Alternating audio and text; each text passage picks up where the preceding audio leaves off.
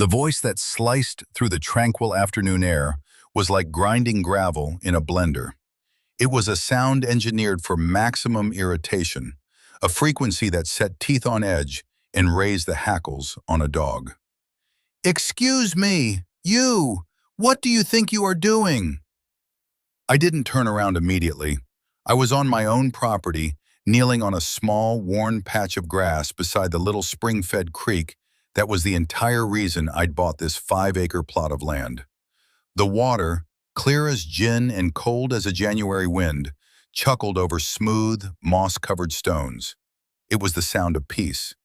Her voice was the sound of a declaration of war. I finished setting a flat gray stone into the small retaining wall I was reinforcing. It was less a wall and more a gentle suggestion to the bank to hold its shape. A project I'd been working on for a week with stones gathered from my own woods. I patted it into place, wiped the damp soil from my hands onto my work jeans, and finally rose, turning slowly. She was standing precisely on the surveyed property line, a line I had marked myself with unobtrusive wooden stakes. Her posture was a study in aggressive indignation. She was a woman of about 50, with a helmet of blonde hair so rigidly sprayed it looked like it could deflect small arms fire. Her face was a mask of pinched disapproval, her lips a thin, bloodless slash. She was wearing a blindingly white tennis outfit, which was comical given that she was standing at the edge of a dense Carolina forest. This was Carol Morrison, president of the Whispering Pines Homeowners Association. "I asked you a question," she snapped, placing her hands on her hips in a classic power stance. "Good afternoon, Carol," I said, my voice deliberately calm and even. "I'm reinforcing the bank of my creek." "Your creek?" she scoffed, a little puff of air escaping her nose. "That waterway is community property. It feeds into the decorative pond at the entrance, and you are performing unapproved modifications. That is a direct violation of HOA Bylaw 7, subsection C, paragraph 4, alterations to community water features." I felt a familiar calm settle over me, the same pre-conflict stillness I used to feel before a major operational briefing in the Corps. This is the terrain. This is the opposition. Assess, plan, execute. "Carol," I began, keeping my tone instructional, as if explaining something to a slightly slow child. "First, this is not a community water feature. This is a natural spring, designated as a primary headwater by the state's Department of Environmental Protection. It originates on my property." I gestured to the spot 20 feet behind me where the water bubbled up from the earth. "Second, my property is not, nor has it ever been, part of the Whispering Pines HOA. I confirmed this with the county registrar, my lawyer, and the original developer before I purchased it. We are neighbors, nothing more." Her face flushed a blotchy, unattractive red. The mask of civility, thin as it was vaporizing. "Don't be ridiculous. All property in this vicinity is under HOA jurisdiction. You are impacting the aesthetic of the neighborhood. That pile of rocks," she waved a dismissive, manicured hand at my careful work, "is an eyesore. You will remove it immediately. And you will cease all activity near this waterway until you have submitted a plan, in triplicate, to the Architectural Review Committee. This is not a negotiation. It's a demand for unconditional surrender." "I see." "No," I said. It was a single quiet word, but it hung in the air between us like a physical object. Her jaw dropped. It was clear she wasn't accustomed to that word. "What did you say?" I said, "No, this land is mine. The spring is on my land. The creek is on my land. Your bylaws are as relevant to me as the rules of a checkers tournament in another country. I will not be removing the stones. I will not be submitting any plans to your committee. I will, however, be finishing this project this afternoon." She took a half step forward, actually crossing the property line. Her face was now a tight knot of fury. "You will regret this. I am the president of this association. I have the authority to levy fines. I can place a lien on your property. I will have our attorneys bury you in legal fees until you are begging to comply. You have no idea who you're dealing with." I looked at her, truly looked at her, at the fury in her eyes, the desperate need for control, the absolute conviction in her own petty authority. And I didn't feel anger. I felt a profound sense of purpose. For 30 years in the Army Corps of Engineers, I built things. Bridges, dams, airfields, infrastructure in places where the laws of physics were the only ones that truly mattered. I had dealt with warlords, corrupt officials, and billion-dollar budgets. This woman, this petty tyrant of a suburban kingdom, was just another logistical problem to be solved. She had declared war. She just didn't realize I was the one who wrote the field manuals on how to win one. "I think," I said, my voice dropping into a register I hadn't used in years, the one reserved for insubordinate contractors and incompetent junior officers, "that you are the one who has no idea who you're dealing with. Now please get off my property."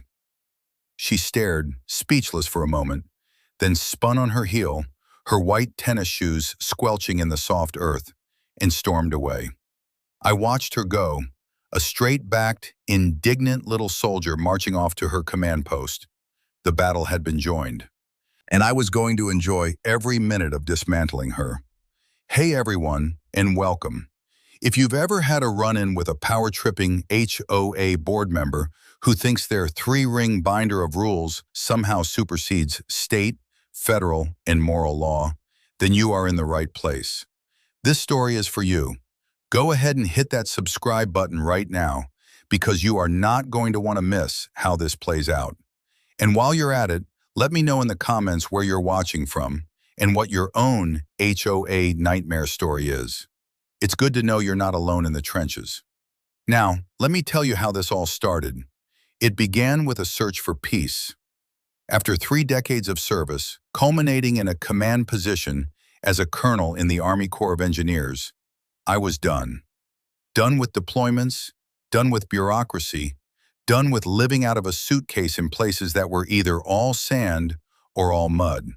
I'd overseen projects that reshaped landscapes and supported entire armies. I'd managed thousands of personnel and navigated the treacherous waters of Pentagon politics. It was a good career, a successful one, but it was loud, and I was ready for quiet. My retirement plan was simple. Find a piece of land with trees, water, and no close neighbors, and build a small, efficient house. I wanted to spend my days reading, working with my hands, and listening to birds instead of helicopters. My wife had passed away 5 years prior, and my kids were grown and had families of their own. This last chapter was just for me. I spent 6 months looking. I saw pristine suburban lots that felt like living in a diorama, rural parcels that were miles from a decent grocery store, and everything in between. The one common thread that made me walk away from dozens of otherwise promising properties was the presence of a homeowners association. I'd read the horror stories. I understood their stated purpose, to maintain property values, but in practice, they often seemed to devolve into fiefdoms run by the bored and the power-hungry. I wanted no part of it. A man who has commanded a battalion has no desire to be told what shade of beige he can paint his mailbox. Then, my realtor called me, her voice buzzing with excitement. "Jim, I found it. It's a unicorn." It was a 5-acre lot, a square of dense, mature forest, carved out of a larger tract of land decades before the surrounding subdivision, Whispering Pines, was ever conceived. The subdivision had been built around it, an amoeba of cookie-cutter houses swallowing the landscape. But this one plot, this perfect square of wilderness, had remained privately owned and undeveloped. It was an island. The moment I walked the property line, I knew. The air was different inside the tree line, cooler, smelling of damp earth and pine. Sunlight dappled the forest floor. And then I heard it, the gentle, constant murmur of running water. I followed the sound and found the spring. It wasn't large, just a steady, determined upwelling of crystal clear water from a rocky cleft, forming a small pool before trickling away to form a creek that wound its way through the property. It was the heart of the land. It was the soul of the piece I was looking for. The most beautiful part? My realtor laid out the plat map and the title history. The property was grandfathered. It had its own parcel number, its own deed, and it was explicitly, legally, and irrevocably excluded from the Whispering Pines HOA covenants that governed every single property around it. The developer had tried to acquire it, but the original owner, an old farmer, had refused to sell. When he passed, his heirs sold it as a standalone lot. I was buying a sovereign nation surrounded by a foreign power. You'll have to use their roads to get to it, the realtor had warned. The HOA maintains the roads. But they can't deny me access to my own deeded property, can they? I asked. Absolutely not. You have a legal easement. They have to let you through. They just might not like you, she said with a wry smile. I can live with that, I had replied. So I bought it. I hired an architect and a good local builder, and we designed and constructed a modest, sturdy home, nestled among the trees where it was barely visible from the road. I was meticulous. I followed every county code to the letter.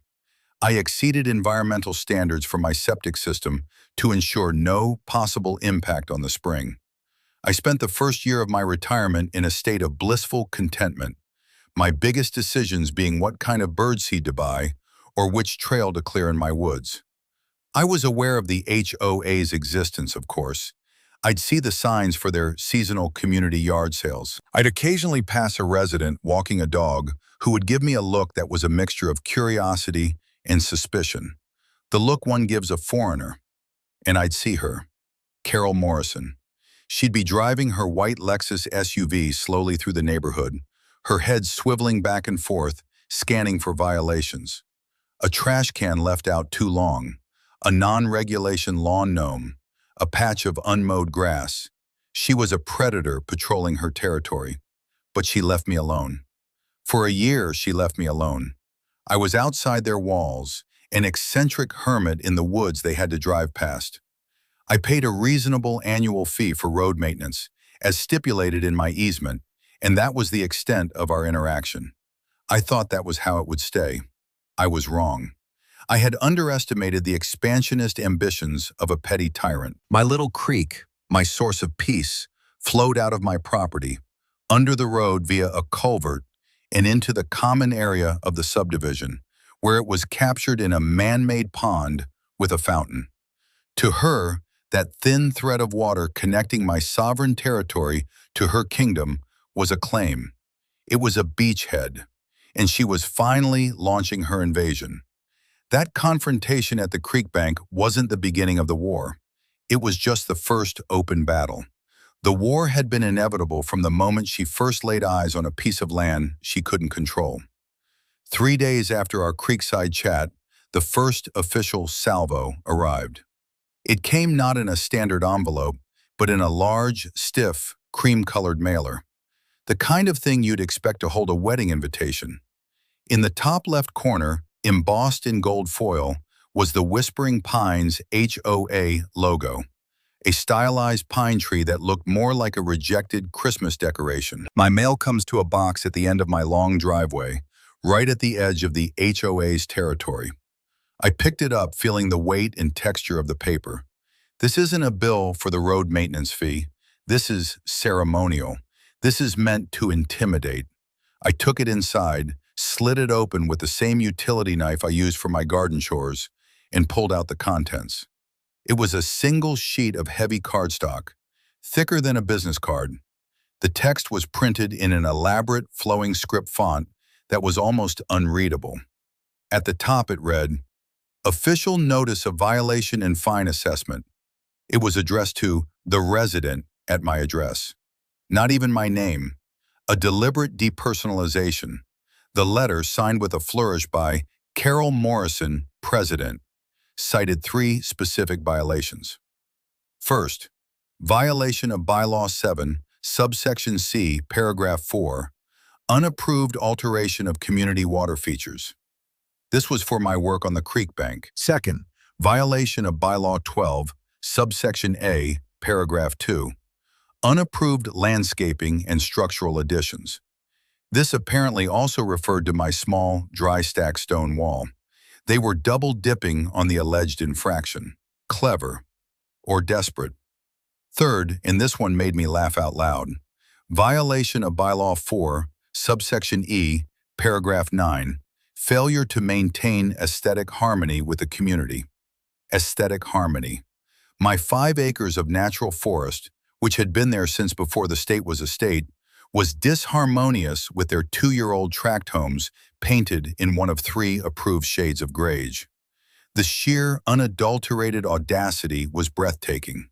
At the bottom of the page was the financial penalty, a fine of $200 for each violation, for a grand total of $600, plus a $50 administrative processing fee.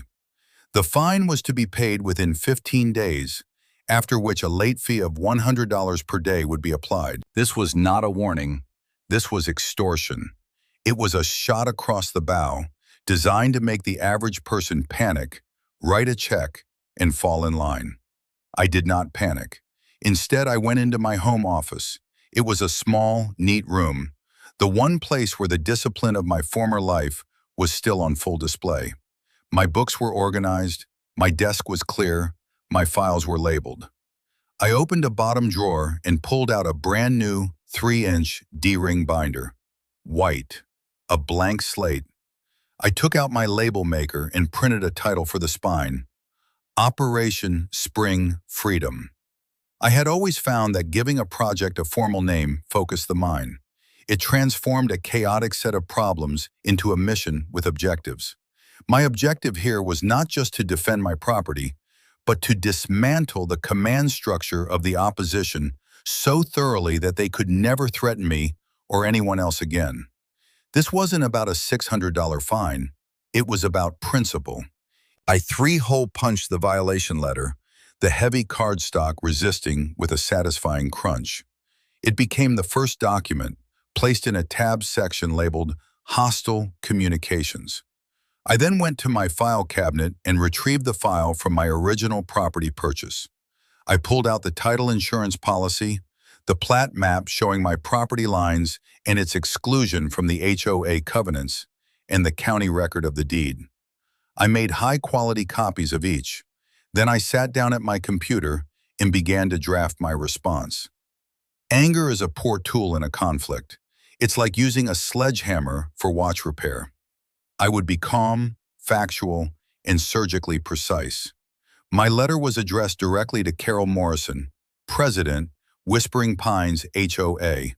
I used her name.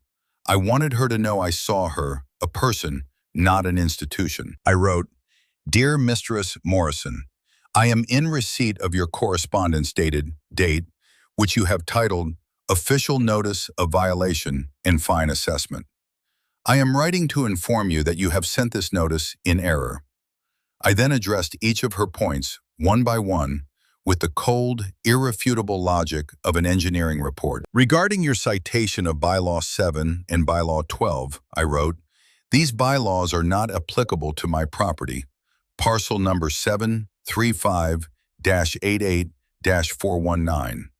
As is clearly stated in the enclosed copy of my deed and the official county plat map, see Exhibit A and Exhibit B, my property is not and has never been subject to the covenants, conditions, and restrictions of the Whispering Pines Homeowners Association. Therefore, your Architectural Review Committee has no jurisdiction. Regarding your citation of Bylaw 4, Aesthetic Harmony," I continued, unable to resist a small jab, "I would argue that a 150-year-old oak tree is in perfect aesthetic harmony with the land it grows on. Your association's authority does not extend to the enforcement of personal taste, especially not outside your legal boundaries." I concluded the letter with a firm, unambiguous statement. "The fines you have attempted to levy are baseless and legally void. No payment will be forthcoming. Furthermore, I consider this notice to be a form of harassment. I have established a formal record of this interaction. Should any further attempts be made to fine, harass, or intimidate me, or should any agent of the Whispering Pines HOA trespass on my property, I will pursue all available legal remedies. This is my only written warning on the matter. Govern yourself accordingly. The phrase, govern yourself accordingly, was a bit of old military jargon.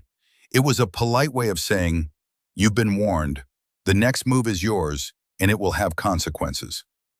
I printed the letter on plain professional bond paper. I attached the copies of the deed and the plat map. I placed it all in a simple business envelope. Then I drove to the post office. I sent it via certified mail with return receipt requested. That little green card, when it came back with her signature on it, would be my proof that she had received and read my warning. It would be punched and filed right behind a copy of my letter in the binder. The binder was getting heavier. It felt good. The return receipt came back a few days later, bearing a spiky, angry-looking signature. She had received it. The ball was in her court. I expected her to retreat, perhaps grudgingly. I had presented her with irrefutable legal proof. A rational actor would cut their losses and find an easier target. But I was not dealing with a rational actor. I was dealing with a tyrant, and tyrants do not respond to logic. They respond only to overwhelming force. When challenged, their only instinct is to escalate, and escalate she did. 2 weeks later, a second cream-colored envelope arrived. The script font was the same, the embossed logo was the same, but the tone had shifted from imperious to furious. The letter acknowledged receipt of my unsolicited correspondence. It stated that their legal counsel had reviewed the matter and determined that my claims were without merit. It informed me that since the original fine had not been paid, late fees of $100 per day had been accruing for the past 14 days. My new grand total was $2,050. The letter also contained a new threat. Failure to remit the full amount within 10 days will result in the immediate placement of a lien on your property for the outstanding balance, plus all associated legal costs. Filing a fraudulent lien. That was a serious escalation, a major breach of legal protocol. It was also a gift. I smiled as I three-hole punched the new letter and added it to the hostile communications section of the binder. She was so blinded by her rage and arrogance that she was walking deeper and deeper into the kill box I was preparing. She thought she was building a case against me. In reality, she was building my case against her. It was time to move from defense to offense. It was time to start my own reconnaissance. Phase 2 of Operation Spring Freedom was intelligence gathering. My first letter had been a defensive parry based on information I already had. Now I needed to proactively gather ammunition. My strategy had 3 prongs: legal research, engaging higher authorities, and building a local resistance network. The first prong was the most critical. Carol Morrison was operating under the assumption that her HOA bylaws were the supreme law of the land. I knew they were not. They were, at best, a private contract among members. And like any contract, they were subordinate to county, state, and federal law. I needed to find the specific statutes that would not just prove her wrong, but prove her to be acting illegally. I poured myself a cup of black coffee and retreated to my office. For the next week, my days were spent not in the woods, but in the digital trenches of legal databases.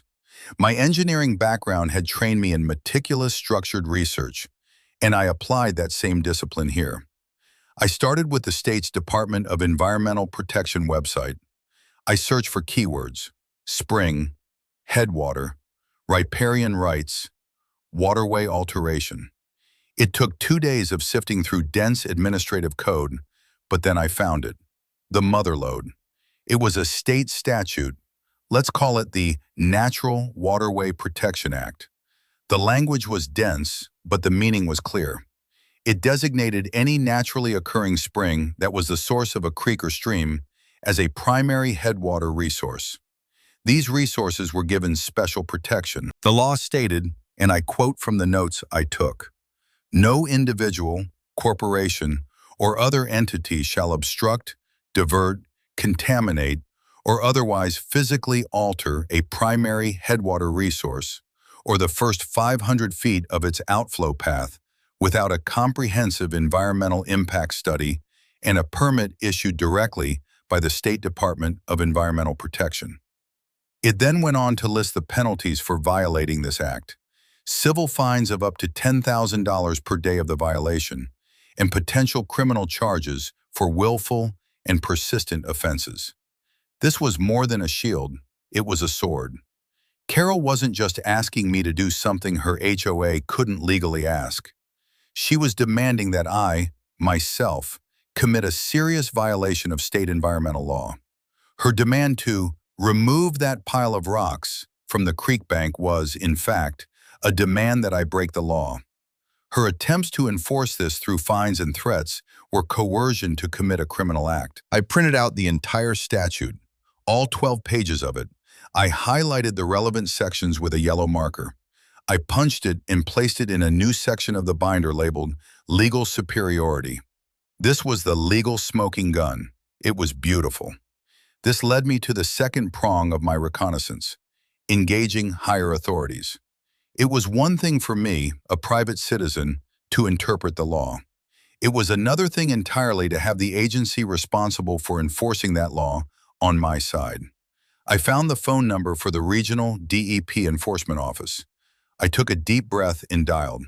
I was transferred twice before I reached a man named David Chen, a senior field agent. His voice was weary, the sound of a man who dealt with problems all day. "DEP enforcement, Agent Chen speaking." "Mr. Chen," I began, "my name is James Sterling. I'm a private property owner in Whispering Pines, and I believe I need to report a potential violation of the Natural Waterway Protection Act." I could almost hear him sigh through the phone. He probably got calls all day from people complaining about their neighbor's runoff. "Okay, sir, what's the issue?" I then calmly and methodically laid out the situation.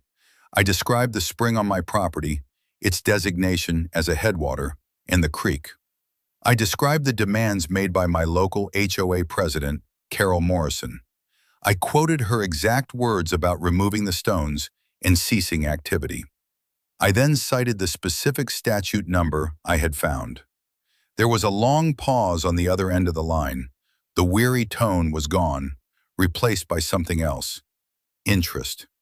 "Sir, can you repeat the name of the HOA president in the subdivision?" I did. I could hear him typing on a keyboard. "And she put this demand in writing?" he asked. "Not the specific demand to remove the rocks, that was verbal, but she has sent 2 written notices of violation, fining me for unapproved alterations to a community water feature and threatening a lien. The entire basis of her action is that I am working on the bank of this state-protected creek."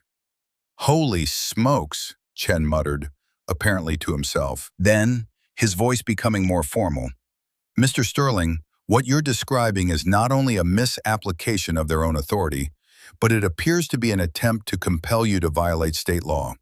We take that very seriously." I felt a surge of triumph. "I'm glad to hear that. Would you be willing to forward copies of the violation notices you received to me?" he asked. "And could you provide a written, signed statement of the verbal demands that were made?" "It would be my pleasure," I said. "They're already scanned and ready to go." "Excellent," he said. "I am opening an official case file on this. Case number E-21-784. The department will be sending a formal letter of inquiry to Mistress Morrison and the Whispering Pines HOA, reminding them of their obligations under state law and warning them against any interference with a protected headwater. We will also inform them that their actions are under investigation." This was better than I could have hoped. Now it wasn't just me against her. It was the full weight of a state regulatory agency against her. She was picking a fight not just with a retired colonel, but with the government. A classic strategic blunder. I thanked Agent Chen, hung up, and immediately emailed him the documents. I printed out a copy of my email and his response, which included the official case number. These went into a new tab in the binder, Regulatory Engagement. The third prong was about hearts and minds. I knew I couldn't be the only person who had run afoul of Carol Morrison. A tyrant needs subjects to oppress. I needed to know who else was in her crosshairs. I needed allies. This part of the mission required a softer touch. I started by taking walks through the neighborhood in the early evenings, when people were getting home from work. I left my own wooded sanctuary and walked the curving, pristine streets of Whispering Pines. I made myself visible. At first, people were wary. They'd give me a tight, polite nod and hurry inside. But I was patient. I started with the family directly across the street from my driveway, the Garcias. They were an older couple who spent a lot of time tending their immaculate garden. One evening, I saw Mr. Garcia struggling with a heavy bag of mulch. I walked over. "Need a hand with that?" I asked. He looked up, surprised. "Oh no, I've got it, thank you though." "I'm Jim Sterling," I said, offering a hand. "I live back in the woods there." "Arturo Garcia," he said, shaking my hand. His was rough with dirt. "We've seen you. We always wondered who the mystery man in the forest was." We chatted for a few minutes about gardening. Then I gently steered the conversation. "It's a beautiful neighborhood, though I confess I'm having a bit of trouble with your HOA president." Arturo's face darkened. His wife, Elena, who had come out onto the porch, overheard me and froze. "Carol," Arturo said, his voice dropping, "join the club." That was the opening I needed. Over the next half hour, standing there in their driveway, they unburdened themselves. They told me about the fines they'd received, one for their garden hose being the wrong color. "It must be earth-toned, Arturo, not green." One for a small, decorative ceramic frog their granddaughter had given them, which was deemed a non-conforming lawn ornament. They had paid the fines. They were retired, on a fixed income, and terrified of legal trouble. "She walks by every day," Elena said, her voice a whisper, "just looking for something wrong. It feels like we live in a police state." "Would you be willing," I asked carefully, "to write down your experiences? Just a simple timeline of the violations, the fines, and how it made you feel, for my records." They hesitated, fear warring with frustration in their eyes. "I am building a case against her," I explained quietly. "A very thorough one. I believe her actions are not just petty, but illegal. But I need to show a pattern of harassment. Your story would help. I will keep it completely confidential unless you give me permission to share it." Arturo looked at his wife, and a silent conversation passed between them. He then turned back to me, his jaw set. "We will do it," he said. "It is time someone stood up to that woman." 2 days later, a sealed envelope was in my mailbox. Inside was a 2-page, handwritten account from the Garcias, detailing 4 years of petty tyranny. I placed it in a new section of the binder, Collateral Damage, Witness Statements. I repeated this process with 2 other families, the Lees, a young couple with 2 small children who were fined because their kid's plastic slide was visible from the street, and a single woman, a nurse named Sarah, who was cited for having a commercial vehicle in her driveway because her Honda Civic had a small, removable magnetic sign for a charity she volunteered for. Each story was the same: a minor, absurd infraction met with disproportionate and aggressive enforcement. Each person was afraid, isolated, and felt powerless. By listening, by showing them they weren't alone, I started to turn that fear into resolve. The binder was now nearly 4 inches thick. It was no longer just a collection of documents. It was a weapon. It contained legal precedent, a state-level investigation, and first-hand testimony of a pattern of abuse. Carol Morrison was still sending her threatening letters, but she was fighting a ghost. The real battle was being prepared in the quiet of my office, and she had no idea the counteroffensive was about to begin. With my intelligence gathering phase complete, it was time to bring in heavy artillery. A good commander knows the limits of his own expertise. I could handle strategy, logistics, and documentation, but the final assault would take place in a legal arena. I needed a lawyer. Not just any lawyer, but the right lawyer. Someone who would appreciate the military precision of my approach and who had the killer instinct to use it effectively. I knew just the man. Frank Peterson had been a major in the Judge Advocate General's Corps, the Army's legal arm.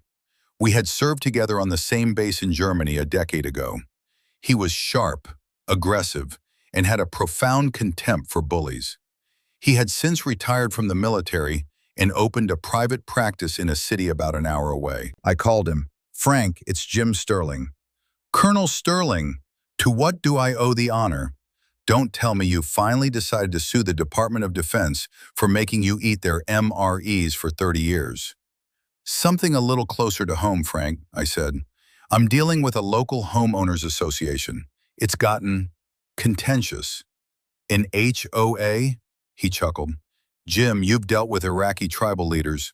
I think you can handle a few suburban busybodies." "This one is a special breed," I replied. "I put together a file. I'd like you to take a look. I'm not looking to defend.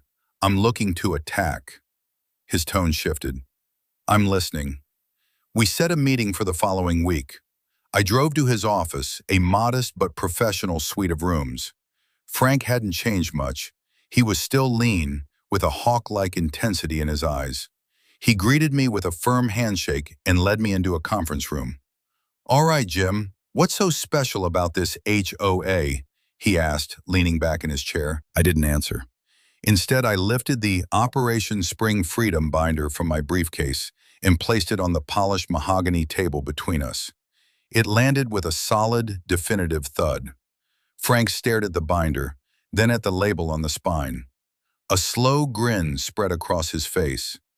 "Okay," he said, leaning forward, "you have my full attention." For the next hour, I didn't say a word.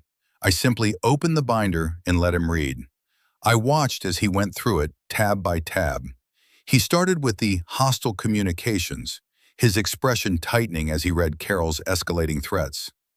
He moved to legal superiority, and I saw him nod slowly as he read the state environmental statute I had found. He examined the regulatory engagement section, his eyebrows raising at the official DEP case number. Finally, he read the witness statements from the Garcias and my other neighbors. When he was done, he closed the binder, placed both hands on top of it, and looked at me. He was no longer smiling. He looked like a predator that had just caught the scent of blood. "Jim," he said, his voice low and serious, "this isn't a file. This is a kill box. You've built a perfect 360-degree, legally inescapable trap. This isn't just a case of an overzealous HOA. What you've documented here is a pattern of harassment, attempted fraud through the threat of an illegal lien, and most seriously, coercion to commit a state-level environmental crime. This woman, this Carol Morrison, hasn't just been a nuisance.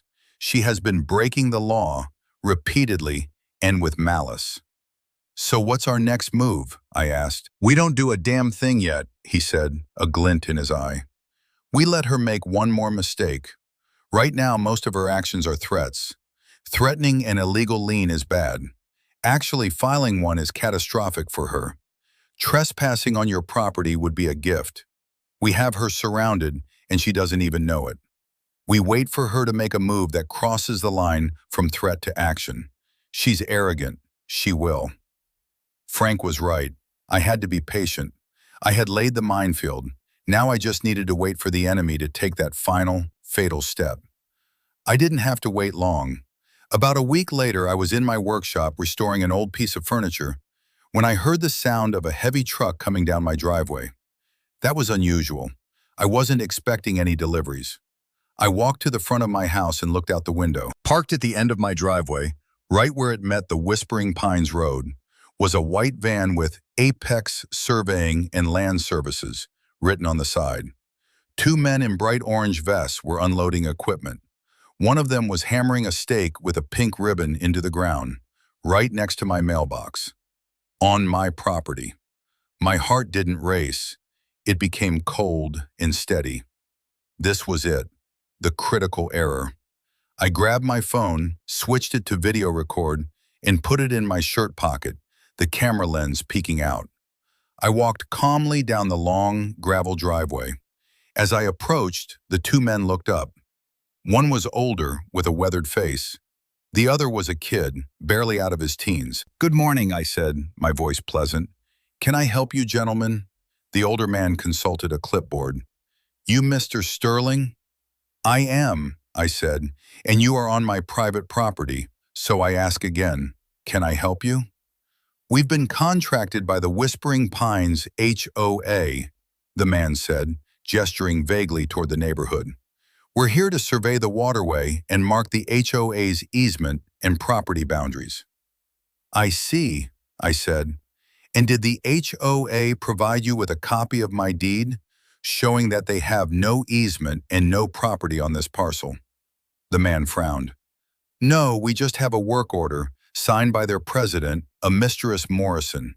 Says to mark a 50-foot community aesthetic zone from the edge of the creek." A community aesthetic zone. She was inventing legal terms now. It was almost impressive in its delusion. "Well, I'm afraid there's been a mistake," I said, still calm. "There is no such zone. This is all private property. Your client, Mistress Morrison, has hired you to perform a job on land she does not own or control. That makes you, right now, agents of trespass." The younger man looked nervous. The older one bristled. "Now look, buddy, we're just doing our job. We have a contract. And I am giving you a lawful order to cease and desist," I replied, my voice hardening just enough to cut through his bluster. "I am also informing you that this entire conversation is being recorded on video and audio. If you continue, I will call the sheriff's department and have you both charged with trespassing. Furthermore, your company, Apex Surveying, will be named as a co-conspirator in a civil suit for damages that I will be filing against the Whispering Pines HOA. I imagine that would be bad for business." I paused, letting the words sink in.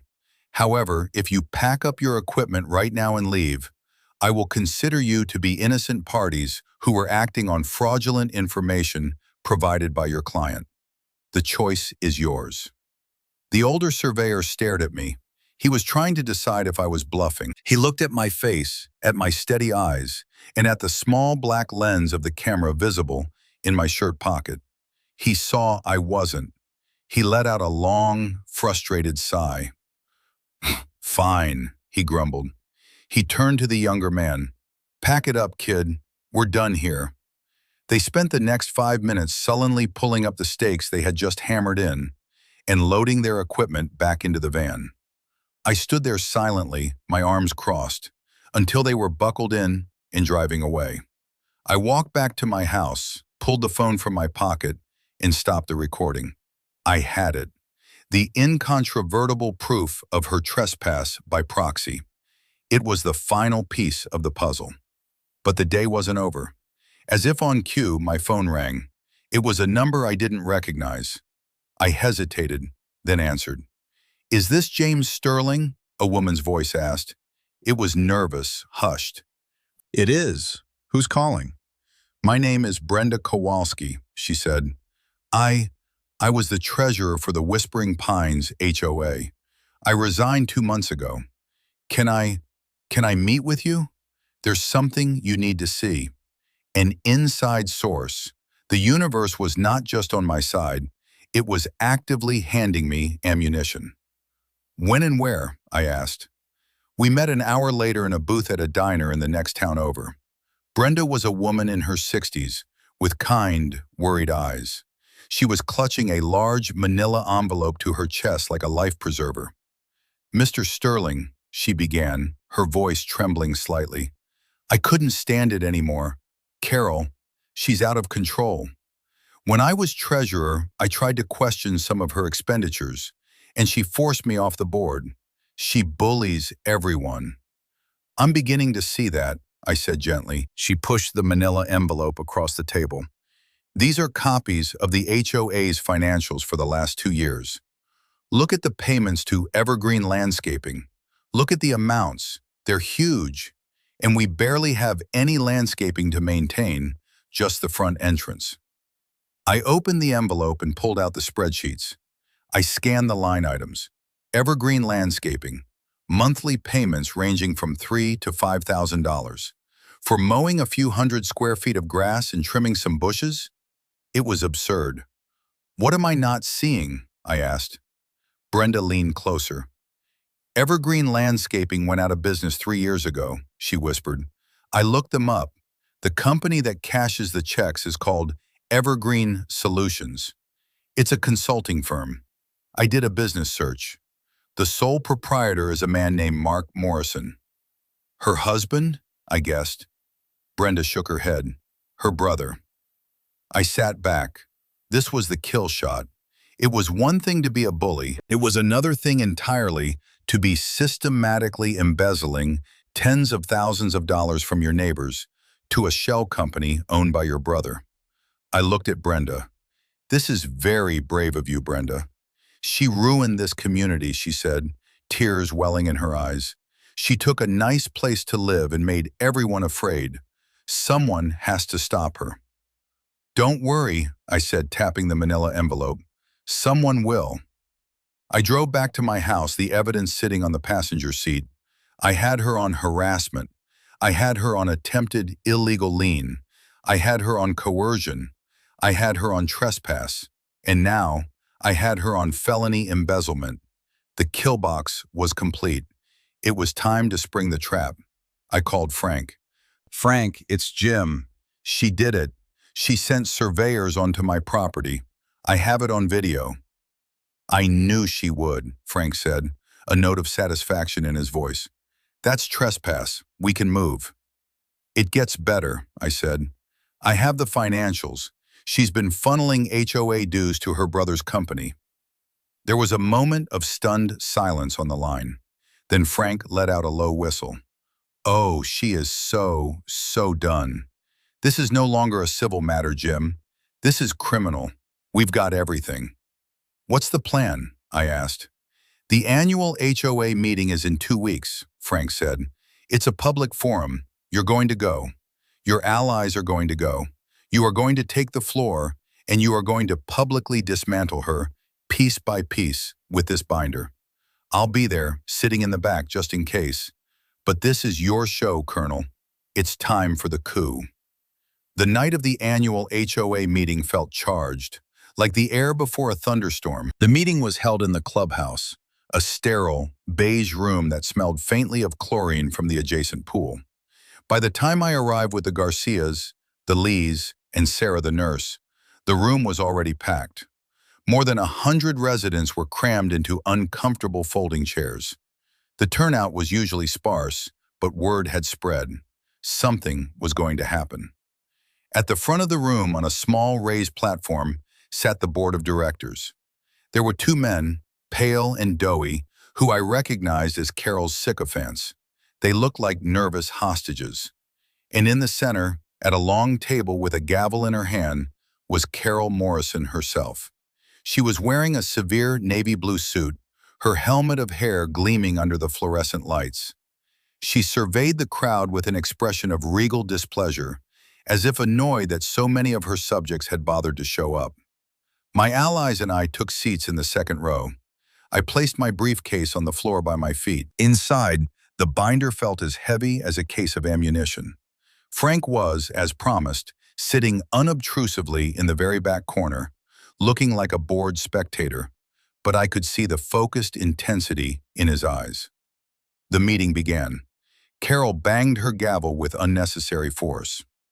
The 2021 annual meeting of the Whispering Pines Homeowners Association is now in session. She droned on for 20 minutes, reading last year's minutes, giving a self-congratulatory president's report about the successful implementation of aesthetic standards and the healthy financial state of the association. I saw Brenda Kowalski sitting a few rows behind me, shake her head sadly. Finally, Carol announced, "We will now open the floor to homeowner comments. Please keep your comments brief and constructive." This was the moment. I stood up. "I would like to address the board," I said, my voice carrying easily through the quiet room. Carol's eyes locked onto me. A flicker of hatred crossed her face before being replaced by a condescending smile. "Ah, Mr. Sterling, our newest neighbor. The floor recognizes you, though I must remind you that you are not a member of this association." "That is precisely the point I wish to address," I began. I walked to the front of the room and turned to face the crowd, my back to the board. I wanted to talk to the people she had oppressed, not to her. I opened my briefcase and retrieved the binder. "My name is Jim Sterling. For the past 3 months, your HOA president, Mistress Carol Morrison, has been engaged in a campaign of harassment and illegal extortion against me."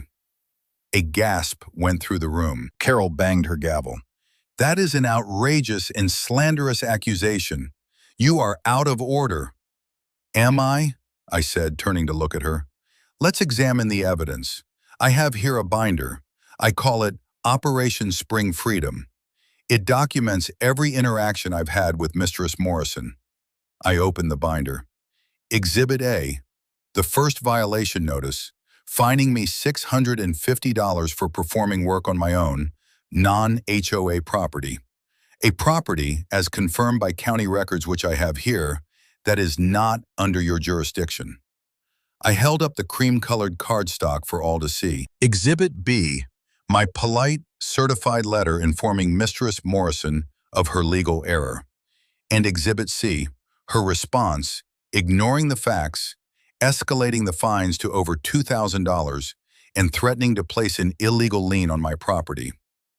Carol was on her feet now, her face crimson. "This is a private matter. This is not the forum for this." "It became a public matter," I countered, my voice like ice, "when you began your campaign. But it gets worse.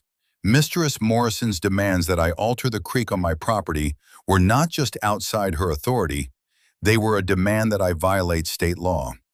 I held up the copy of the DEP statute. "This is the State Natural Waterway Protection Act. It protects the spring on my land. Your president demanded I commit an act that carries a $10,000 per day fine from the state. In fact, the State Department of Environmental Protection is so concerned about her actions that they have opened a formal investigation into the Whispering Pines HOA. I have the case number right here." The room erupted in murmurs. People were turning to look at Carol, their expressions shifting from confusion to suspicion. "And it gets worse still," I continued, pressing the attack. "Last week, Mistress Morrison, in direct defiance of my warnings, hired a survey crew to trespass on my land, an act I have documented on video." I held up my phone. "She sent these men onto my property to mark out a community aesthetic zone that does not exist, a complete fabrication to justify her overreach." The two cronies on the board were sinking lower in their chairs, trying to become invisible. Carol was sputtering, banging her gavel like a desperate, trapped animal. "Lies! Slander! I will sue you for every penny you have." "Now is not the time for threats, Carol," I said, using her first name to strip away her title. "It's time for the truth. And the truth is, my story is not unique. I am not your only victim." That was the signal. Arturo Garcia stood up. "She fined my wife and me $200 because our garden hose was the wrong color," he said, his voice trembling with righteous anger. Then Mr. Lee stood up. "She fined us because our children's slide was visible from the road. She told us our neighborhood wasn't a playground." Sarah, the nurse, stood. "She tried to fine me $1,000 for having a magnet for a cancer charity on my car." One by one, a dozen people stood up, each with a story of petty fines, of bullying, of harassment. The room was turning into a chorus of rebellion. The fear Carol had cultivated for years was burning away in a fire of collective outrage. Carol was shrieking now, incoherent noises of denial and rage. "You are all in violation. I have the authority. I am the president." "No, Carol," I said, my voice cutting through her tirade. "You are not a president. You are a thief." I walked over to a small projector I had asked the clubhouse manager to set up earlier, a piece of foresight from my mission planning. And that brings me to my final exhibit. I took the financial documents Brenda had given me and placed them on the projector. The spreadsheet filled the screen on the wall behind the board. "These are your HOA's financials for the past 2 years," I announced to the silent, staring crowd. "I'd like to draw your attention to the line item for Evergreen Landscaping. As you can see, your HOA has paid this company over $80,000 in the last 24 months. I then projected the business filing for Evergreen Solutions. The problem is the checks were not cashed by a landscaping company. They were cashed by a consulting firm called Evergreen Solutions. And who is the owner of this firm? I projected the final document, the one showing the name of the sole proprietor. Mark Morrison, your president's brother. A collective, horrified gasp sucked the air out of the room. It was the sound of complete and total betrayal. All eyes were on Carol, whose face had gone from red to a pasty, sickly white. She looked at the screen, at the irrefutable proof of her crime, and then at the faces of her neighbors, twisted in disgust. She had lost. Utterly and completely. Brenda Kowalski stood up in the back. "I move for an immediate vote of no confidence in President Carol Morrison and the entire current board of directors." "I second the motion," Arturo Garcia yelled. "All in favor," someone shouted. A deafening roar of "Aye" filled the room. It was not a vote, it was a primal scream of liberation. All opposed? Silence. Even her two cronies sat frozen, their hands in their laps. Carol Morrison stood there for a moment, stripped of her power, her authority, her entire world, in a single, brutal, public execution. She opened her mouth, but no sound came out. Then, with a strangled sob, she turned, stumbled off the platform, and fled the room. The door slammed shut behind her, leaving a stunned, victorious silence in her wake. The coup was complete. The aftermath of the meeting was swift and decisive. In the power vacuum left by Carol's spectacular implosion, the community, for the first time in years, acted with unified purpose. Brenda Kowalski was nominated and elected as the interim president by a unanimous voice vote. A shell-shocked but relieved Mr. Garcia and a determined Mr. Lee were elected to fill the seats of Carol's now-resigned cronies. The new board's first official act, passed within 5 minutes of their election, was a motion to void every fine issued under Carol's presidency that was currently outstanding. A wave of relief washed over the room. Their second act was to issue a formal, public apology to me on behalf of the association, acknowledging the board's overreach and harassment. Their third act was to retain Frank Peterson, who had watched the entire proceeding with a grimly satisfied smile, to initiate legal action against Carol to recover the embezzled funds. The war was over. Peace had been declared. The weeks that followed were a blur of consequences for Carol Morrison. Frank, armed with my binder and the board's full authority, was a force of nature. He filed a comprehensive civil suit against her on behalf of the HOA for fraud, breach of fiduciary duty, and embezzlement. He estimated the total amount she and her brother had stolen was close to $100,000 when all was said and done. Simultaneously, the district attorney's office, alerted by Frank and provided with the same airtight evidence, launched a criminal investigation. The state DEP, having completed their own inquiry, levied a massive fine against the HOA for its actions related to the creek, a fine Frank immediately included in the damages being sought from Carol personally. She was ruined. The legal fees alone would have been crippling, but the combined force of the civil and criminal actions was a financial apocalypse.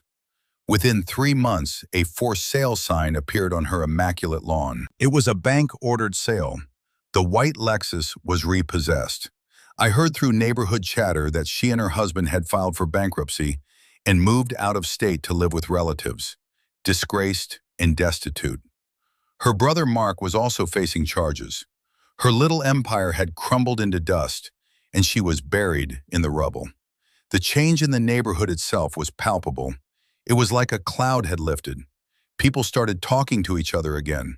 The Garcia's garden overflowed with non-regulation ceramic frogs and brightly colored hoses.